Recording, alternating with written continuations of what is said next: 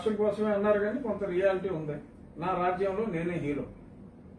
సర్కారు వారి ఇసుక, సర్కారు వారి మద్యం, సర్కారు వారి చేపలు, సర్కారు వారి మటన్, ఇవన్నీ మనం చూసాం. ఇప్పుడు సర్కారు వారి సినిమా నిర్మాణ రంగంలో కూడా సర్కార్ తక్కువ పెట్టుబడితో నాణ్యమైన సినిమా, నటులు సాంకేతిక వర్గంలో 50% బీసీ, ఎస్సీ, ఎస్టీ, మైనారిటీలకు అవకాశం. ఇది వాళ్ళు రాసింది చదువుతున్నా, ఇది నాకేం సంబంధం లేదు. జస్ట్ చెప్పాలి కదా. రెడ్ స్టార్ హీరో మరి ఎవరో, మరి అంటే మాదాల రంగారావు ఆయన లేరు, మరి ఎవరో మరి రెడ్ స్టార్ హీరో, కమ్మని డైలాగులతో విలన్, పాటల స్థానంలో భజనలు, ఓకే భజనలు, సామాజిక సందేశంతో కథనం, నిర్మాత మాత్రం హైలీ రెస్పెక్టెడ్, మరి ఆయన ఎవరు, డిస్ట్రిబ్యూషన్ రైట్స్ కూడా వారికే, అమూల్ తరహాలో ప్రమోషన్ బాధ్యత అధికారులపై, టికెట్ అమ్మే బాధ్యత వాలంటీర్లపై, ఒకే ఒక్క వేలిముద్రతో ఇంటింటికి టికెట్ స్పెషల్ ఆఫర్. నడపడం ఇబ్బంది అయితే, ఇది హైలైట్, నడపడం ఇబ్బంది అయిన థియేటర్లో ప్రభుత్వానికి స్వచ్ఛందంగా అప్పగించవచ్చు, అంటే స్కూళ్ళు కాలేజీల లాగా. థియేటర్స్ ఆవరణలో ఉన్న స్థలం ప్రభుత్వానికి, వేల మందికి ఉపాధి. థియేటర్స్ ఆవరణలో ఉన్న స్థలం ప్రభుత్వానికి, అది ఒక లైన్. వేల మందికి ఉపాధి, ఇప్పటికే ఇచ్చిన 6 లక్షల ఉద్యోగాలకు అదనంగా ఇంకో 1 లక్ష, మొత్తం 7 లక్షలు.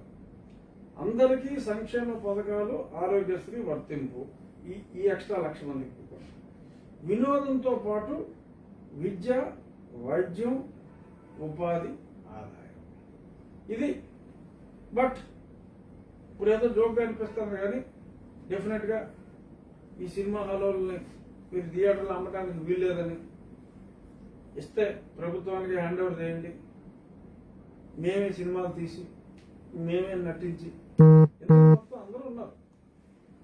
మరి ఇది కూడా సర్కారు వారి ఇసుకలాగా నాణ్యమైన ఇసుక అని చెప్పి ఇప్పటికప్పుడు వేస్తూ ఉంటారు కాబట్టి, సర్కారు వారి నాణ్యమైన సినిమా అని చెప్పి మరి వచ్చిన ఆశ్చర్యపోకర్లేదు.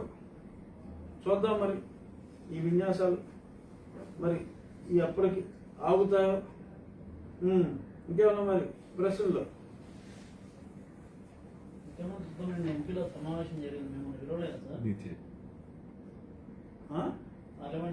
పార్లమెంటరీ పార్టీ మీటింగ్ జరిగింది కదా. అవును, నిన్న నేను చూసా, ఇవాళ పేపర్లో చాలా బ్యూటిఫుల్ కలర్ ఫోటో వచ్చింది. సెంటర్లో జగన్మోహన్ రెడ్డి గారు, ఆ పక్క విజయసాయి రెడ్డి గారు, ఈ పక్క మిథున్ రెడ్డి గారు. వాళ్ళ ఫోటోలు క్లియర్గా వచ్చినాయి, మిగిలిన మసమసగా ఉన్నాయి. బట్ నేను అందులో లేను, ఎందుకంటే నాకు పిలుపు లేదు. నాకు పిలుపు ఈ మధ్యన నన్ను డిస్క్వాలిఫికేషన్ పిటిషన్ ఫైల్ చేయక ముందు నుంచి కూడా నాకైతే పిలుపులు రావట్లేదు. నేను పార్టీలో సభ్యుల్ని,